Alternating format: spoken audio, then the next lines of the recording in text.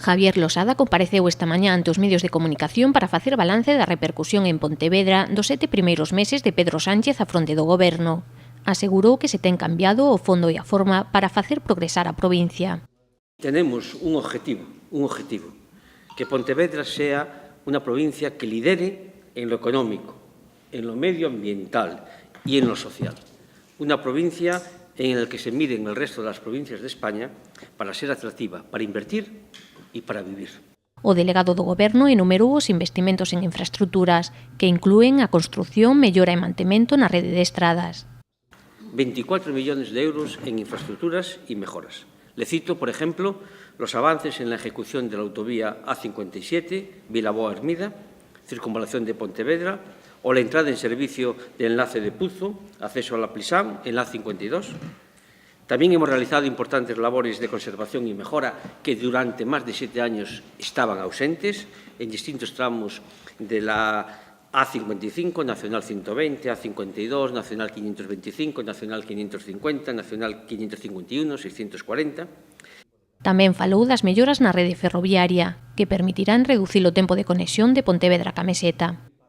Este mismo año, con el avance de las obras del AVE, se reducirá en 1 hora el viaje entre Madrid y Pontevedra, quedando en 4 horas y 50 minutos.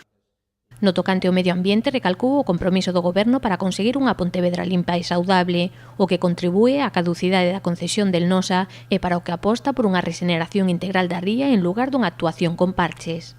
Nuestro interés y nuestro deseo es abordar una actuación integral de la regeneración de la ría, con implicación, por supuesto, y compromiso de todas las administraciones. Pero hay que hacer una actuación integral y dejarse de discutir sobre ampliaciones o modificaciones de emisarios y depuradores.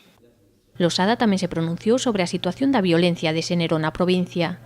Indicou que no ano 2018 houbo 5.000 denuncias en Galicia, das cales 1.773 foron en Pontevedra. E no que vai do 2019 xa se teñen presentado 21, 7 delas na provincia. Estes datos, afirmou, fan imprescindible unha defensa férrea da actual legislación. Estamos hablando de un tema en el que no puede haber ningún tipo de relajo. Y sobre todo no puede haber ningún tipo de trasladar dudas acerca de que sí, la ley de violencia de género ha sido favorable.